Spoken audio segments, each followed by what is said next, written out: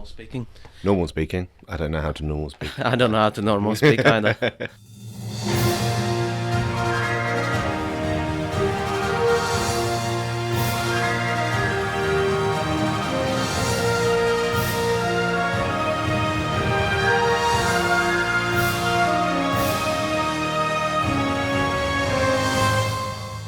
Hello and welcome to I Hate Your Movie, where me and my friend Hello. Rick Evans, Kind of.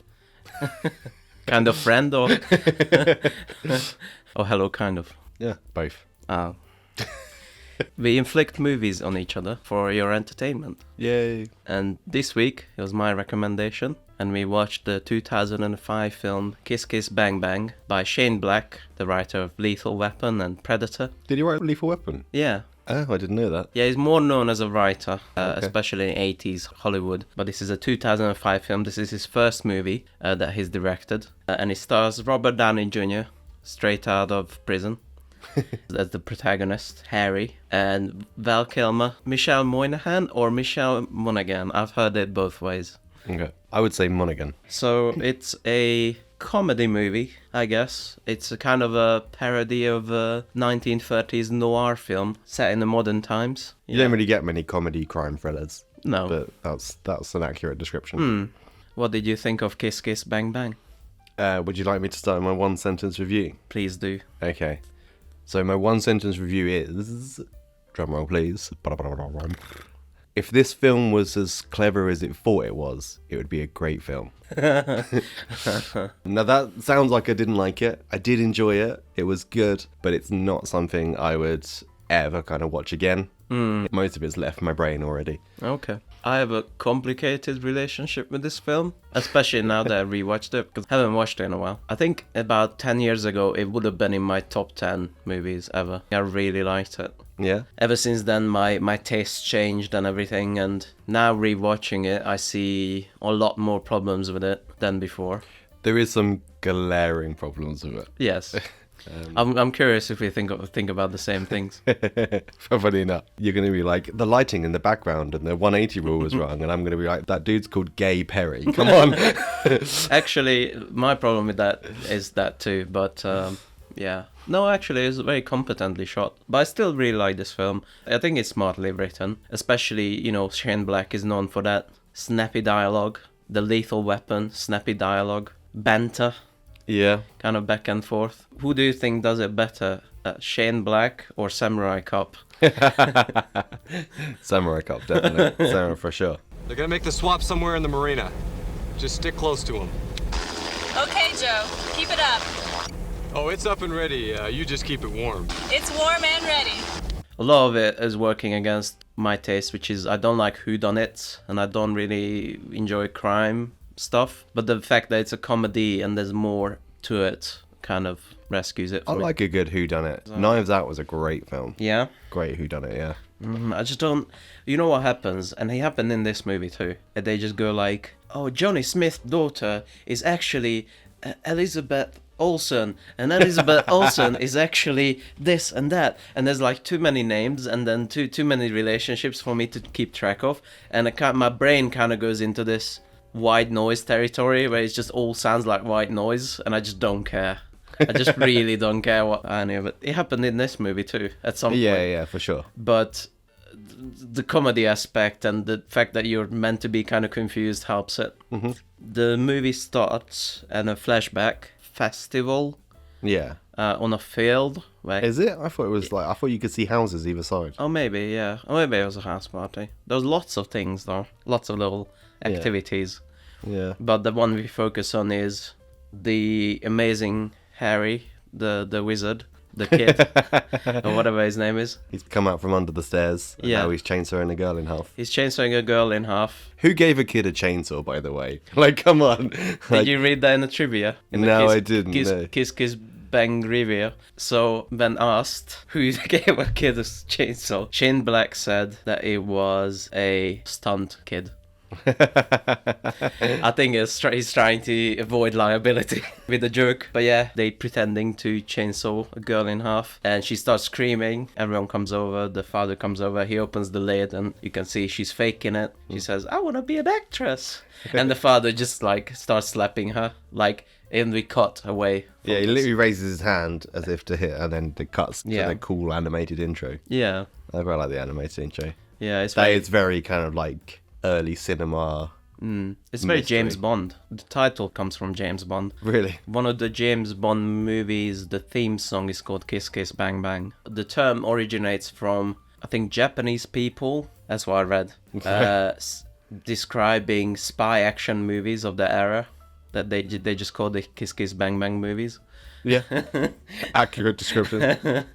And then we cut to a party in LA. Immediate narration by Robert Downey Jr. Yes, and how he got there. Yeah, so this film kind of goes back and forth, which is quite disorientating, really. Yeah. Like, I think a story like this, if you told it in order, it wouldn't be a very good film. Yeah. And if your film isn't a very good film, if it's told in order, then mixing it up doesn't particularly make it any better. I'm not sure I agree with that. No?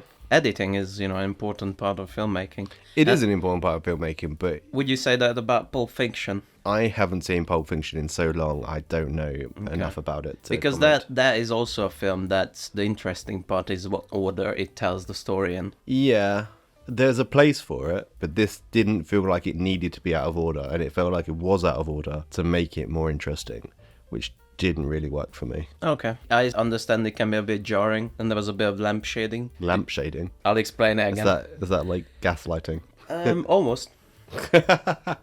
Lamp shading is when a movie does deliberately do something and then plays it off as a joke. Right. Like the quintessential example is Deadpool. It's like, oh, look at my or whatever he says. I can't believe I did that joke. It's kind of like that, They make light of all this back and forth and kind of flashback and then coming back and then flashback again. Harry says at some point that it's like a father telling a joke, but he forgot the main bit. Like, Oh yeah, I forgot to tell you, the guy was on a horse. and the horse was blue. It has a comedic purpose as well. It does, but he's at a party, then you flash back to him being a criminal, and then if you just started the film with him being a criminal, I feel like the plot, because it's a ridiculous plot start to finish, the plot would have taken me in more. Okay. Because it's like, where's he going to end up next? Oh my god, he's robbing the store. Oh my god, now he's in a party in LA. And it goes forward like that. Whereas, okay, well, let's see how I got there. And then, okay, that's a bit of a silly story. But if it starts with a silly story and carries on, you know what I mean? Vaguely. I know what you mean, but I can see the merit of doing it this order. Okay. Yeah, and there's the toy store robbery, which is his flashback. So he was a thief. Yeah, which I really expected to come up more later in the film. I feel like that whole thing isn't really necessary. It goes into the theme of the film. Okay. What do you think the theme was? That people are horrible. People are awful. That too. I think the theme is sleight of hand. Okay. Because there's lots of... I mean, it's not a perfectly executed theme. Right. But there's lots of little thematic resonance, which is little bits that connect together. Stop laughing at my made-up words. Immediately my head went, we should get t-shirts made with thematic resonance written on them. That can be our new catchphrase. Thematic resonance in big words. Carry on. He's set up to be a magician, and there's multiple points in the movie where his sleight of hand kind of tricks come into effect. Yeah. But also the movie, there's a lot of misleads. There's a lot of prestige, as the magicians call it in the movie Prestige. So I think that's the whole theme of the movie, and I think him being a thief is part of that. But you are right. I think it should have gone on more. Yeah. I just wanted one scene where he breaks into something. Yeah, or just pickpocket someone. He's kind of like this neurotic, awkward idiot in his head too much. Okay. What this reminded me of is like... Everyday life. Yeah, that's it. But like Tom Holland, Peter Parker, Spider-Man. I think Robert Downey Jr. would have made a good Spider-Man in his early years, because he does the neurotic kind of thinking about stuff all the time and kind of being awkward personality. Good. I don't think is he particularly awkward. I think But he's in this just- film, yeah. You think? Oh yeah, hell yeah. I got a vibe of like he's just doesn't really care. Like all the people that come up to him and they're like, "Hey, what do you do?" And he's like, "Oh, that's over. Bye." Yeah, that's weird. I got that he's the Woody Allen. The Woody Allen? Yeah. Wow. It's like, oh my god. I never in this film got the impression that anybody gives a shit about anything, really. Well, he definitely gives a shit about Harmony, you know. Harmony gives a shit about her sister. Can we talk about the toy store robbery a little bit? Yeah, yeah. Because that's my The favorite. Toy Story robbery. Toy store robbery. Okay. Harry and his co-criminals escape, and as they're escaping, some lady in the balcony pulls a gun on them Yep. and shoots the accomplice. And he you never see that guy again in the entire... No. It doesn't even, like, come up that he got shot or if he's okay or anything like that. I think it just adds to the tragedy of Harry's character a lot, because he's kind of tormented throughout the whole movie. I think it adds to the nonchalance of Harry's character. Like, he never even appears to think of it again, which is a dick move. Not that, but later on when he hurts people, he like has mental breakdown. I think that's just like as an additive effect of, oh my god, I fucked this up too, and I fucked that up too, and it kind of just breaks down. Okay. And he escapes to an audition, Yeah. which is the funniest scene in the movie, where he goes into this audition, but he's shot, and he's like, police is looking for him, so he stays there. Alright, they give him the script, and the script is about, like, him accidentally getting someone killed, so he, like, breaks down in tears, and he's like, oh my god, I killed him, didn't I? That's how he gets to the party. At the party, he meets Gay Perry.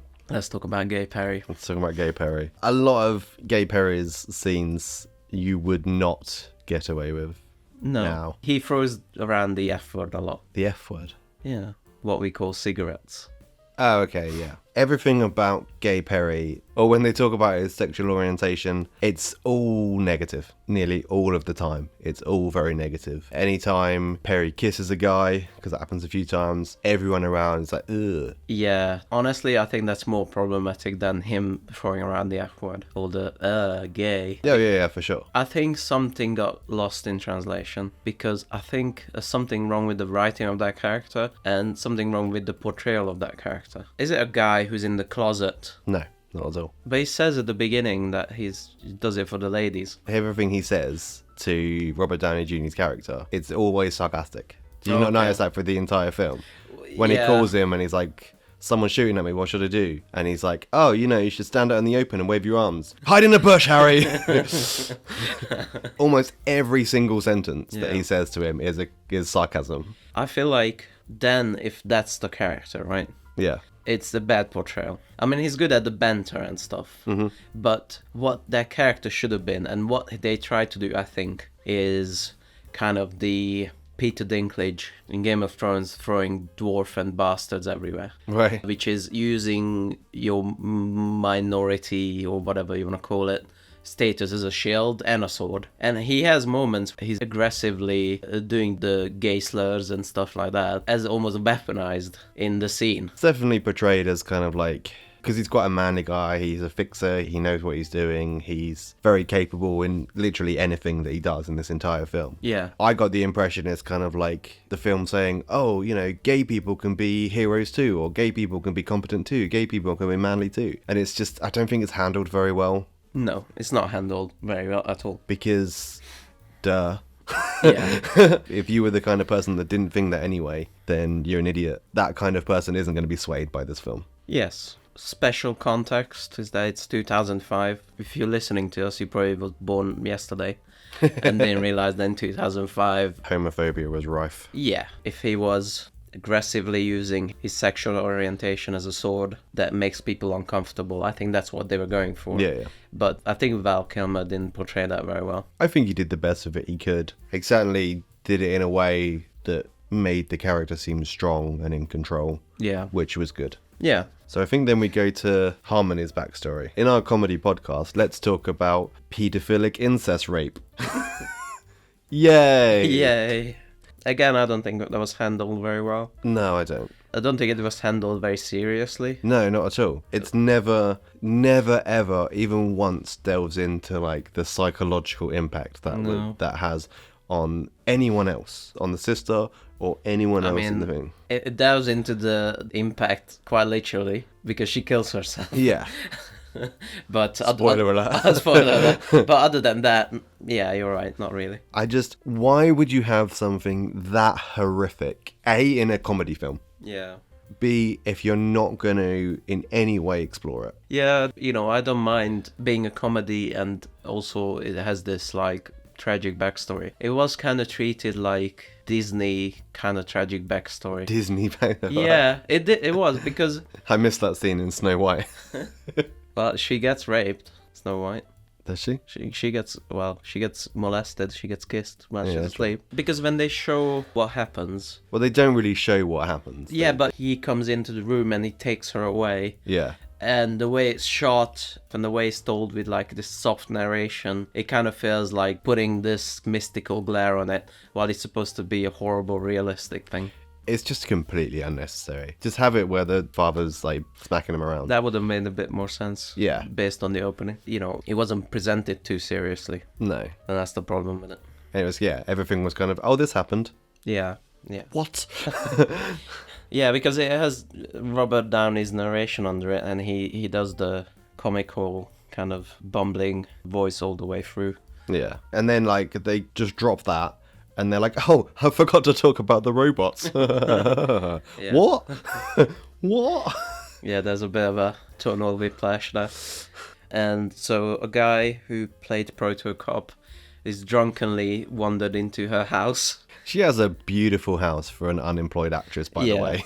I always hate that in films. It's like a single mom who works in a supermarket and she goes back to this like 5-bedroom house and has 6 kids. Yeah, in reality, they all house share. Yeah. Someone lives in the bathroom.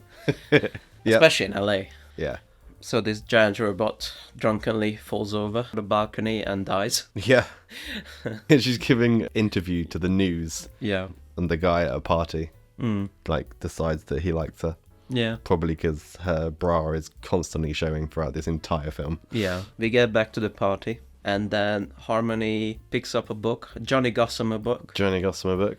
Who is like this hack, fraud, Agatha Christie ripoff kind of whodunit book writer who just did it for the money. Yeah, so Johnny Gossamer is the character in the book. And she falls asleep reading it at the party. Yep. And then she almost gets date raped. Or sleep raped. More hilarious stuff going on in this comedy film. Well, the following scenes is because Harry confronts this guy. Yeah, that was really funny. I was really expecting him to be like this badass fighter and like he goes, stop touching her, I'm gonna fuck you up. And then he goes and it's just him getting pummeled. Yeah, he gets hard cut, but his head is smashed against the concrete outside. This bit got real confusing for me. Okay. Like really confusing. He finds her in the bar and he starts talking to her and the friend is like, fuck off, dude. And he's like, no, I'm talking to her, she's fine. And then he goes to walk away because the friend's telling him to fuck off. And then she's like, Harry, don't you recognize me? Yeah. And he's like, oh, you're this person. And I expected them to have met like once or twice before somehow. She was in New York meeting someone. They actually went out for a drink. But no, turns out they knew each other for like 10 years through high school. And he didn't recognize her at all. Yeah, you look pretty much the way you look from high school to your adulthood. Yeah, exactly. Like, if I saw someone that I spent 10 years with in secondary school, I would recognize them. Yeah. I think. Especially if you were good friends. Yeah, really good friends. And it turns out he was pining for her this whole time. She was like the one that got away because she fucked everyone else in the school. Yeah. And he always wanted to be with her. And no, didn't recognize her. Yeah. At the party, he says like, to Perry, he's like, oh, you know that girl who got away? She's that girl. You know, so he kind of subconsciously, I guess, recognized her. Also, another big problematic thing in this movie is slut shaming. Oh, God, yeah. To be honest, like, Harmony's character, start to finish, is very disrespectful to females. She's constantly a sex object for the entire film. Yes. She's acts and dresses very scantily in a very kind of like objectify kind of way. Yeah. She's constantly like everyone in it, any woman that sleeps with someone is a slut and oh my god, you fucked all these people. Blah, blah, blah. Yeah. I used to love this film. I still like Yeah, it. you were young. Well, you are I was forgiven. young. And then, so yeah, Robert Downey Jr. then sleeps with. It's a whole thing where they're getting to know each other, and he's talking to Harmony, and he's like, "Oh, and you just come back to my place, you know, bring your friend, whatever. We'll have a drink. It's cool." And then he wakes up in bed next to the friend, Yeah. not her, and they have a big argument about it. Yeah, Like, he yeah. goes to Harmony's house, and they have a big argument about it. It was quite funny. I laughed when he turned around, so I was like, "Ugh!" Especially because he described her as the scary friend. I think that goes to his awkward, bumbling personality too, as well. I think that goes to his he's a terrible personality. When he goes back to argue with Harmony, he's like, "Oh my god, blah blah blah blah blah." He almost felt like a Tom Holland Spider-Man, which is like this guy who never shuts up, this bumbling Woody Allen type neurotic person, and he just keeps making excuses, but somehow puts him in a worse position. I think he's great. I love Robert Downey Jr. in this film. I don't. No? No, because I feel like it's an overconfident, and he's confident that he can lie to people and they'll just believe him. I don't think he's confident at all. Because, for example, when this comes up later, but this is a good example of when he lies to Harmony that he's a private detective. He never says out loud he's a private detective. What happens was Harmony asks, "Are you really a private detective?" And then we hear his narration is like, "Oh my god, what should I tell her?" Blah blah blah blah.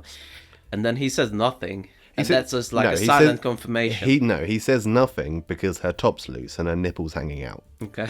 That's Okay. He gets distracted because he's a Okay. terrible person. It's weird that we read that character very differently. I did, apart from all the horrible things we've just mentioned, I did quite like this film to a point. But it does bug the trend. I usually don't like films where the main character is a horrible person. Mm-hmm. But it kind of it was stuck with him enough, and he redeemed himself enough in the end that it kind of works out. It's okay. Mm-hmm. But yeah, Robert Downey Jr.'s action in this is kind of this guy who just keeps talking, and he's kind of like, he thinks he knows what he's talking about, but he doesn't. He's an idiot, but he's confident enough that he's just going to keep talking anyway. That whole thing is like if Iron Man was a loser. You know, if Iron Man wasn't clever, Yeah. or Iron Man doesn't have his suit. I agree with that, but And I don't still- think he's confident. No? I feel like he's the opposite of confident. He's very low confidence, but he maybe ambitious. And Okay, he's yeah, still- maybe that's a better way of saying it. He Yeah, still like goes for things. Yep. And he's brave in a way because he gets involved in all this like fucking murder drama. But I didn't read that as confidence. I read that as like ambitious / brave, but out of stupidity. Okay. There is a fine line between bravery and stupidity. Yeah, and he rides that line. Gay Perry invites Harry to a stakeout. Yeah, I didn't understand that either. So, for the role that Harry is going for, the role is a private detective. Yes. Which is where the confusion comes from with Harmony. So, they set him up with Perry to do some private detective work. Yes. Is that something you would... The only reason they do that is later on they explain in the film that it was all a ruse, that he was never going to get the part. It was only to get money out of Colin Farrell, to have a negotiating tactic. He goes on a stakeout to learn how to be a private detective, and it all goes wrong. Yeah. They stop at a lake, and they don't know where they are, and the car jumps over Yeah. and lands in the lake. They're looking for the producer guy's daughter, aren't they? Yeah. Do you want to talk about Perry's gun? He has the Man in Black. It's like the roach or something, isn't it? Yeah, it's like a tiny little gun. Yeah. But to be fair, it comes handy later. It does. Do you remember what he calls his gun? Eftler, something. Yes, he calls it the Eftler gun. A lot of funny things happen in this scene. Yeah. The car starts to sink. And Harry runs in, he's like, "Oh my god, we're gonna save him!" And then he just gets halfway and stops. Yeah. He's not that good of a person. Swims down and shoots the lock Shoots the lock, yeah. because the girl's in the trunk. And then they rescue. They take out this this dead body of a woman. One thing that happens which you think is again a horrible moment. We see her vagina, her dress like flipped up. So you think it's like a horrible thing, but it actually becomes a plot point later. Gay Harry accidentally shot the... Yeah, when he's shooting the lockout, he shot the woman in the head. Yeah. And Harry throws the gun in the lake. Which again doesn't make sense, because he has that gun loads more throughout the film, and at no point does he get that one back. I guess the implication is he had multiple small guns. And multiple F-slur guns for multiple F-slur shootings. This has like one of my favourite little bit of banter in it as well. To be honest, Perry's probably the funniest character in this film, because he has so many kind of like, all he does is call Harry an idiot, and he's so angry at him all the time. He's kind of the straight man, pun intended, I guess. Rational guy. Yeah. With the idiots. My favourite is this bit where he turns around to Harry. Do you know what you'd see if you looked up idiot in the dictionary? Picture of me? He's like, no, the definition of idiot. Yeah. I've heard that line ripped off so many times. I'm pretty sure it comes from this movie. Oh, really? After this, they get back to Harry's place. Again, he's got a really nice place. I guess the studio put him up in it, but that's more explainable. Yeah, and Harry gets a call that Harmony has killed herself. Yeah. He's devastated, and he sits down on the curb and he leans up against Perry's car, and Perry's like, yeah, I gotta go. He's like, okay, yeah, go. No, I gotta go. And he just leans out the car, pushes him off the door, and drives away. There's a very similar scene in Iron Man 3. Is there? Yeah, so I think he just likes those kind of car jokes. Tony Stark was with the kid. Yeah, and he goes, I'm cold. Yeah. He goes, I know. Do you know how I know? Because we're so connected. Drives away. Yeah. He's good at banter, this Shane Black. Did Shane Black write Iron Man 3 then? He did, yeah. Oh, did he? He was a writer-director. Yeah. Wow.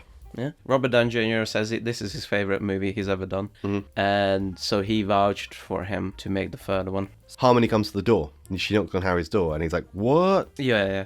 This is when he, doesn't tell her that he's a detective, but she figures it out for herself, kind of, but he's not. This gets to the kind of my biggest problem with this film. And again, we're kind of slagging this film off a bit, but I did enjoy it, like, for the most part. But this is my biggest problem with the film, and it's not just earlier with all the horrific stuff we spoke about, but you can kind of get away with that because it's so long ago, and if something happened so long ago, you can get to a point where you kind of normalize it and that kind of thing.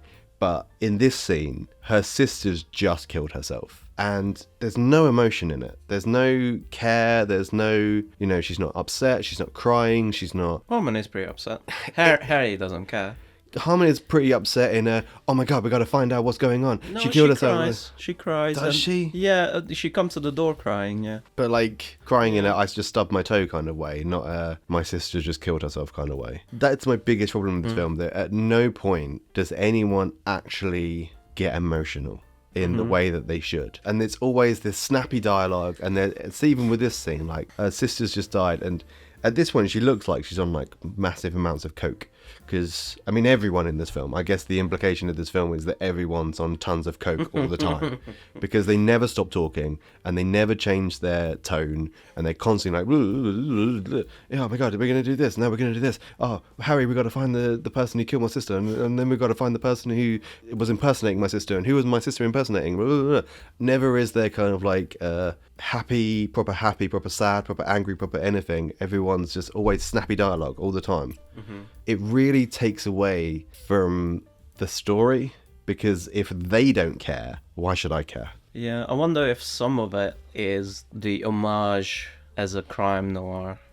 There's a lot of markers that are in crime noirs, and this is one of them. The woman in trouble comes in through the door. But you're right, it is the snappy dialogue sometimes does take away a little bit from the overall story. Because it's a good story, but it just needs just a little bit more emotional impact. Yeah. Just to kind of stop for a second, deal with the fact that this woman's sister's died, and then move on to him joking about her nipples. Yeah. You can't have them both.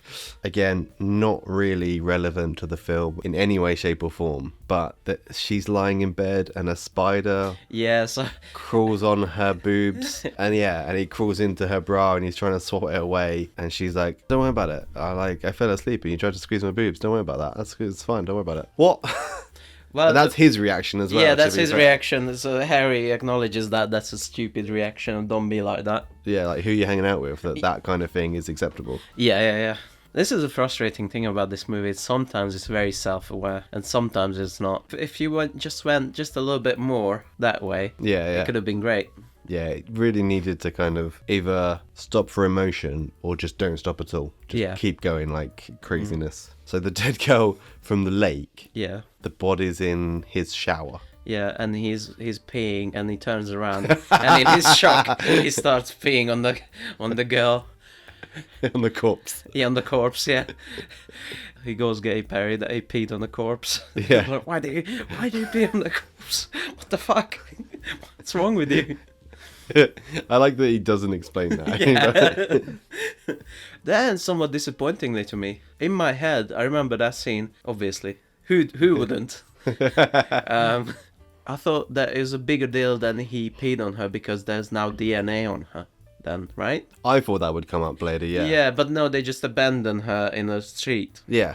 And at no point does it come. In my memory, it was a bigger deal, and there was like more of a DNA kind of thing, and they had to like destroy the body somehow or See, something. again, the fact that he peed on the corpse and the fact that he's a thief Yeah. and he's been caught before. So Yeah. they've got his DNA on system and they're going to match it with the pee on this body. Yeah, there you go. That's what I thought was going to happen. There you go, yeah. That could have been, yeah. What could have been.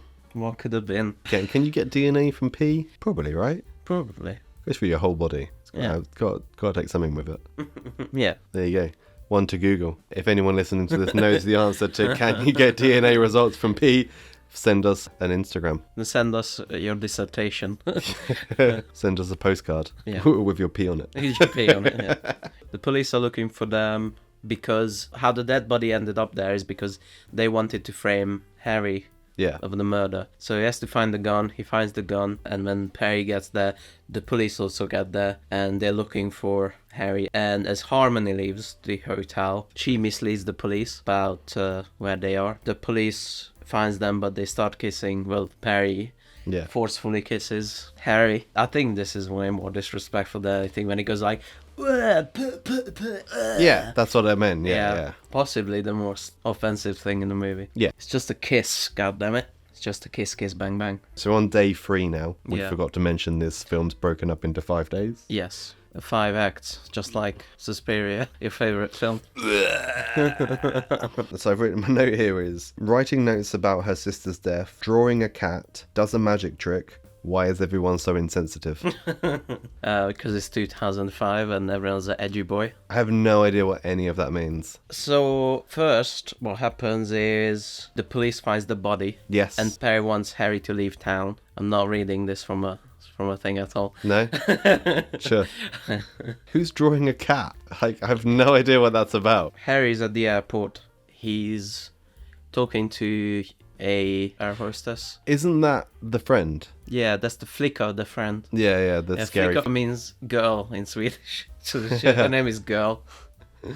Yeah, she's talking to this friend, and he wants to leave her a message because he realizes that the 2 cases might be connected. So Harmony's sister's suicide, which she thinks it's not suicide, it's set up, and Veronica Dexter, whatever she's called, kind of murder. That they're linked together, and what Harry thinks is that this producer killed his daughter, replaced his daughter with Harmony's sister as a decoy. So His wife had died and left all the money to him and his daughter, but his daughter wanted more of it, so she Yeah. sued him. But then all of a sudden, miraculously, they made up and everything's fine again. yeah, that's what Harry realizes and tells to Harmony. His daughter is not his daughter, but her sister. So who's drawing a cat? Alright, so the cat- Who's drawing a cat? Harmony and Harry meet at a cafe, a restaurant or something. And then Harmony asks, "Are you a real detective?" It's like, "Are you gonna take my Yes, case?" that's it. Yeah. And she's telling him all the information about her sister's death, and he's just sitting there drawing a cat Yeah. on his notepad. Yeah. Which is why I don't see him as like this Woody Allen character, because a Woody Allen neurotic character would be trying to solve this. He'd be like worried what she thought of him, and he'd be worried, oh, am I good enough to be this thing for her? But he's not. He just doesn't care. I think he thinks all of that except that last thing. I think he cares for her and he wants to solve it, but to he doesn't- get with her. Yeah. So there's like this underlying kind of bad intention, Yeah. but the effect is the same, that he's this bumbling Woody Allen. This movie takes place around Christmas. Yes. And I don't know if you noticed this, but all of Shane Black's films that he directed takes place around Christmas. I know Iron Man is. Yeah, all of his movies. Really? Yeah, I don't know why. He likes Christmas, I guess. Okay. What other films has he done? Nice Guys, Predator. Predator. Yeah, Predators. One of those. The crap Predator. The most recent one that's not Prey, and it's utter shit because the studio messed with it. So Robert Downey Jr. goes to this Christmas party where there's a lot of performance art happening. Yeah, so Harmony's at this Christmas party as eye candy. Yes. And he goes to meet her. In the trivia, it says that this is a real place, Right? a real party place where there's real people performance art, and that Robert Downey Jr. used to work at this place. Really? Yeah. Fun fact. Fun fact. I can't believe I got the fun facts this time. Yeah, I have not managed to do much research. Your duties as fun fact procurer are not up to standard. Oh my god, it gets so convoluted at this point. Yeah. So, I mean, try and keep up with what I'm about to say, because if you're watching it in the film, it's incredibly difficult to keep up with. Yeah. So the producer we spoke about earlier, who's having a problem with his daughter trying to sue his money, Used to be an actor. used to be an actor. And that actor was in a film of an adaptation of the book that Harmony really used to like. Yeah, the Johnny Gossamer The books. Johnny Gossamer book. So he played Johnny Gossamer in the film of the books. That producer and that film crew came to Harmony's town when she was younger. Harmony, who really liked the books, latched onto that and told her sister, because her sister was obviously being abused, she told her sister that their dad wasn't actually their dad, and actually their dad was someone who worked on the Johnny Gossamer film. So the sister then comes to Hollywood to try. You got it. You got the it. sister then comes to Hollywood to try and find her dad, and finds actually the old actor, now producer, that is in a legal fight with his daughter. Yes. And none of that mentions Harry or Perry's part in this. I don't think you nailed it. I don't think I could have done a better job. But yeah, it's a lot Yeah. at this point. They've added too many layers Yeah. at this point. If you managed to keep up with that, well done, because I did not. I started to put it together by the end, Yeah. but not in the middle. I was just white noise. I was just like, I don't know what's happening. So at some point, Harry tries to talk to Harmony, and she slams the door on him, and his finger flies off. One finger, by the way. Yeah. He's clearly holding the door with all four fingers, Yeah. and she slams it, and one finger comes off. Also, I don't think that's possible. I don't think so, but it's funny. There's lots of funny scenes with it, so it gets a pass from me. Yeah. Yeah.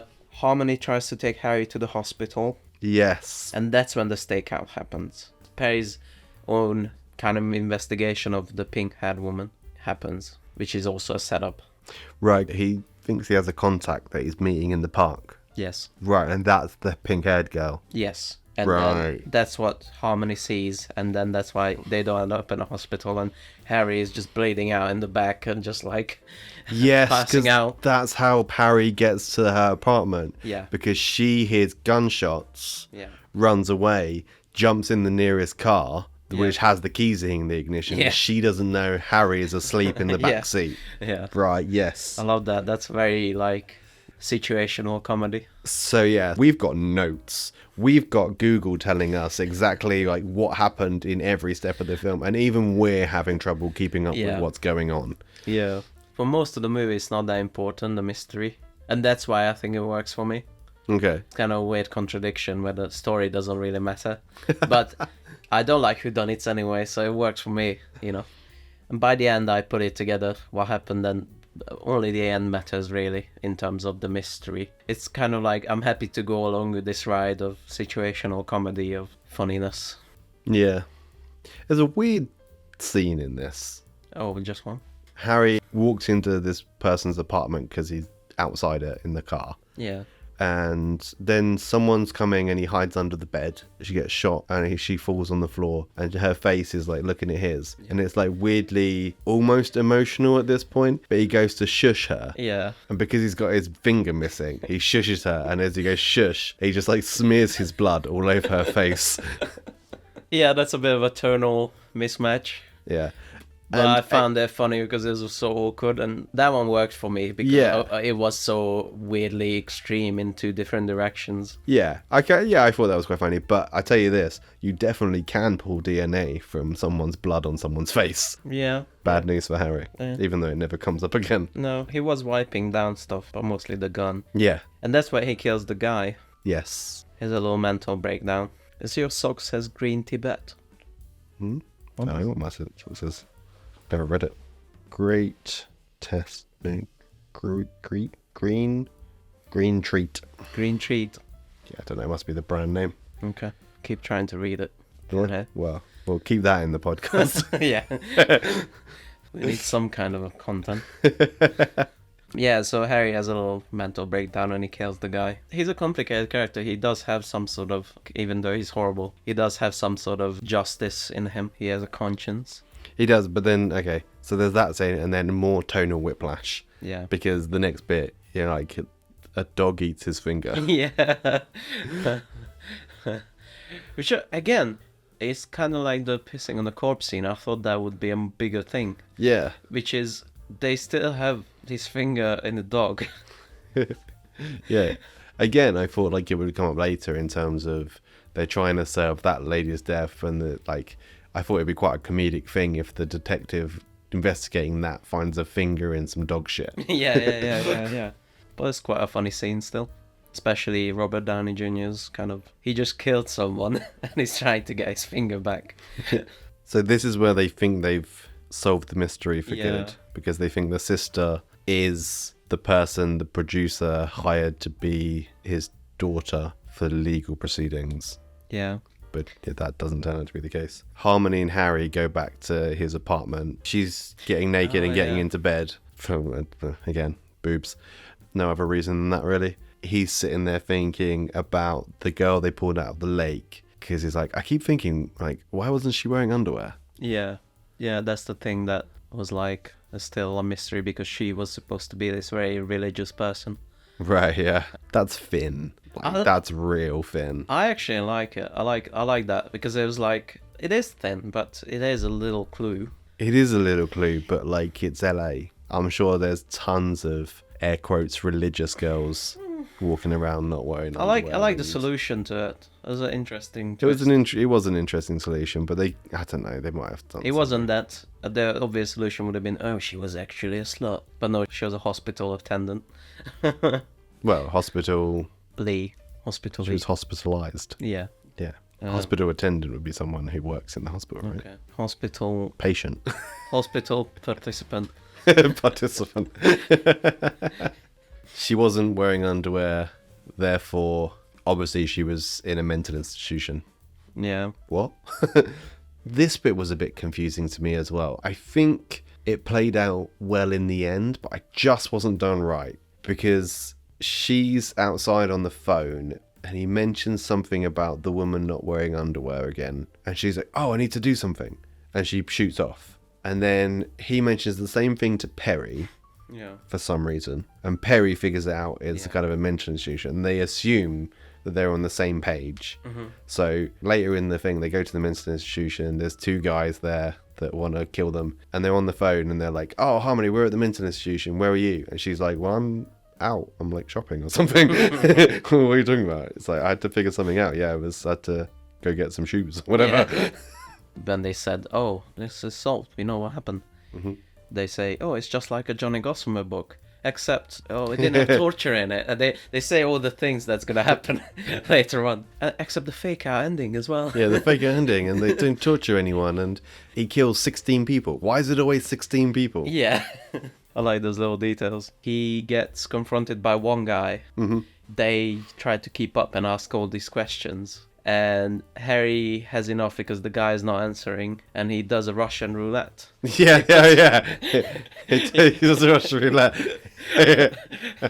He puts one bullet and it spins it. And then immediately just shoots the guy.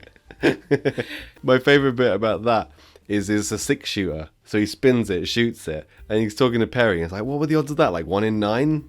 Yeah. No, it says 6%. That's it, yeah.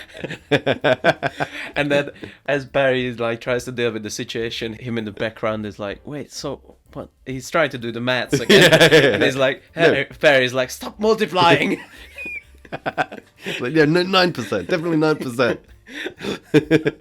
I actually thought like he'd sleight of hand taken the bullet out, and that he was just going to keep spinning it and shooting until the guy talked. But no, he should just straight up shoots him in the head. Yeah, one is smarter, one is funnier. What can you like? At this point, I feel like the film's too long for its own good. It's just 100 minutes. Is it? Yeah. Okay. It might have felt too long because of the constant flashbacks and flash forwards. Yeah. That might not. That doesn't have the pacing for sure. And there's the constant talking. Everyone's always talking. There's a car chase. They're chasing a van with the coffin in it. Yeah, the coffin falls out and the hand falls out of the coffin. Yeah. And Harry falls off the overpass and then he catches the hand. To call this film grounded would be a lie. Yeah. I don't think it's trying to be. But I felt throughout the most film, this is kind of like stuff that could happen. Mm-hmm. And the end is very Lethal Weapon. You know, it's very actiony. Yeah, so he jumps off the overpass onto the coffin, grabs the hand, gun lands on top of the coffin. He shakes the hand to get the gun, and then he shoots. While hanging from an overpass, he shoots perfectly with his weaker hand, and he kills people driving towards him in a car. Mm-hmm. It's just, it got too silly. I think it was too silly from the beginning. I think when it becomes too silly is at the very beginning when he stumbles into the casting. You know, that didn't stick out to me too much. And Perry gets shot. Yep. Harry kisses him and then he throws up blood and goo. He's not disgusted by then. No. Even though that's when he should be. There's a quite funny bit. Again, it plays on like an action film regular. Harry gets shot, but he gets shot through Perry. Yeah. And then he goes to Harmony. Oh, yeah. And he pulls out the Johnny Gossamer book and he's like, oh, it's all right. The book stopped the bullet. And she just puts her finger all the way through it. And she's like, no, it didn't. Yeah, it's bleeding. I thought that was good. Yeah, that was funny. Harry's in the hospital. And this is where the most ridiculous things happen. Because it gets a bit meta. Yeah. Perry's alive. He's like, oh yeah, I know what you're thinking. Like, Perry's alive. Normal story ending. Why don't we just bring everyone back? And then everyone that died in the film walks into the hospital room, followed by Abraham Lincoln. And Elvis. Yes, that's right. That's a comment on his Lethal Weapon movies. Because the studio did want a happier ending. Okay. And then there's a weird scene at the end. Yeah. And Harry introduces it as the narrator as, oh, for your viewing pleasure, where Perry goes and talks to Harmony and the dead girl's dad, and he just goes up and just smacks him in the face a couple of times. He's old and he's on the bed, yeah. Linked up to drips and air and all kinds of stuff. Yeah. And he just smacks him in the head a few times and then walks away. I guess that's the solution, because the twist is that the two cases weren't connected, or not in the way that we thought. Because what happened, Harmony's sister did kill herself. Yeah. Because she saw this guy who played Johnny Gossamer, who she thinks is her dad. Who she thinks is her dad, having sex with the girl who was impersonating his daughter. So she had like a bad flashback, I suppose. Yeah. So it was connected in a way, but not that kind of criminal conspiracy way. Mm-hmm. And that's the solution to that mystery, is that he goes and slaps an old guy. Just didn't think it was necessary. It was a little bit. I feel like, you know, if he goes into that room and then smothers him with a pillow, yeah, that's the end. I was wondering why not just kill him. Yeah. Yeah. Yeah. Mm. So that would be my ending. Yeah. That's what I thought. Causing... Yeah, shit, it is. Stop it. I've done that so many times. I hit it with my hat a bunch of times. Yeah, thank you. I saw it a few times. Yeah, I think at that point we should have killed him. They killed so many other people. Who cares at that point? And then the last scene is Harry kind of summarizes everything. Yep. He's very meta. He's saying the film is over. And then he just has a little rambly monologue. Yeah. Stay for the credits. Spoiler alert, the best boy is someone's nephew. That's it. Yay. Yay. To be honest, how much I enjoyed this film was higher at the start of this recording than it is now, because now we've kind of taken it apart and it has a lot of flaws. It has a lot of flaws. I still think it's a good movie. Yeah. It's a funny movie if you would just want to see a funny crime. What? So, if you want to see a funny crime, If you want to see a funny crime, not a funny crime film, just a Yeah. funny crime. the funny crime is when there's 15 clowns robbing a bank, and then they all get into the same small car, and then they drive away, and that's a funny crime. That is a funny crime. What? I don't know. That would be quite funny. I really thought you were explaining a scene from the film then. I was like, what was I for that? Did I miss that bit? Because there's so much going on in this film that if that had happened, you could actually have that scene in the film and like I might not have noticed. Actually, the reason I recommended this is because Guns Akimbo reminded me of a little bit. Yeah. With the narration and the awkward main guy, and I was like, oh yeah, that movie, I really like that movie. I don't think I realized how long ago I've seen it, and my movie taste has changed so much since then, since I discovered weirder films. It's a good movie to check out, especially if you want to see where Robert Downey Jr. kind of restarted his career. Yeah. If you like Lethal Weapon, if you like Samurai Cop, what would you give it? What would I give it? Again, at the start of this, I would have given it like 5. But now we're down to like a 4, maybe even a 3. Wow. Yeah, like 4. 3 seems harsh. Yeah, it's a well done movie. It has some glaring flaws. Thankfully, I think it's more than the sum of its parts. It's incredibly of its time, Yeah, which counts massively against it in Yeah. big places. it didn't age very well. No. I still like it, but not as much as before. I would give it maybe a 6. Yeah. Yeah, Okay. yeah, I think it's like above average. So, what's next on the agenda? Have you come up with a recommendation? So at the start of this recording, I realised that I hadn't actually picked a film to recommend. And I have thought about it while we've been talking. And I've decided to recommend a film that I didn't particularly enjoy. But it's a film I'm really interested to see what you think about it. You might kind of see a few bits that I don't see, Okay. right? Stars Margot Robbie. Oh, Oh, you don't like Margot Robbie? I'm kind of sick of her now, but go on. Okay. You are the only person in that category. Apparently. Stars Margot Robbie and a bunch of other people that I don't remember, but it's Babylon. Okay. Damien Chazelle. He's the director of La La Land. Oh, and drumming, bad drumming teacher. Bad Drumming Teacher. That famous film. That's the famous film. Bad drumming teacher.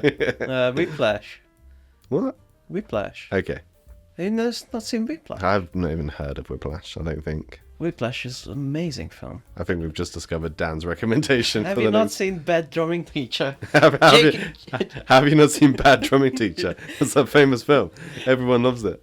Yeah. Number 1 in Blockbuster. J.K. Simmons stars as Bad Drumming Teacher. You've not seen Whiplash? You seem shocked by this. I am. I thought we talked about it. No. Drumming. I know what drumming is. I have flashbacks when we talked about it. Dan just mimed drumming. Like, oh yeah, I know what drumming is, thank you. Thingy is in it. Fuckface. Fuckface. Who was Mr. Fantastic in the terrible Fantastic Four movie. I know who you mean. Yeah. Miles Teller? Miles Teller. Yeah. Fuckface. Fuckface. Oh my god, we have to watch Bad Drumming Teacher. And we already have an episode title. We're definitely gonna have a Damien Chazelle double bill. Yeah. Because we're gonna watch Bad Drumming Teacher as well. Bad drumming teacher. Also, listen out for this month. We have a special Halloween episode. Yes. We're gonna watch Nightmare Before Christmas. And Chopping Mall. A dropping ball. Classic double bill. Classic, yeah. They have so much in common. I mean, just from the title, you should know that it's the best movie ever. And it's about robots that in a mall and they start killing people. I thought it was going to be zombies or something. No, it's robots. They look as effective as a Dalek, but like maybe a little bit more because they have arms. But like they're just little tin cans that go and kill you. Thank you for listening. Thank you for listening. Look forward to our Halloween episodes. Yeah, and our Damien Chazelle double bill. Damien Chazelle double bill Babylon coming up. and Bad Drumming Teacher. Thank you very much. Thank you. Don't forget to share, like, and subscribe. And always remember that our Patreon is only £1 a month, and you can get an extra bonus episode every month. And you can suggest us movies to torture us with. Yes. Like recently we watched Sausage Party. Yep. And that episode is up, and it broke both of our brains. It did. It's patreon.com/IHateYourMovie for £1 only a month. Cool. Thank you. Thank you and goodbye. Bye. Thematic resonance.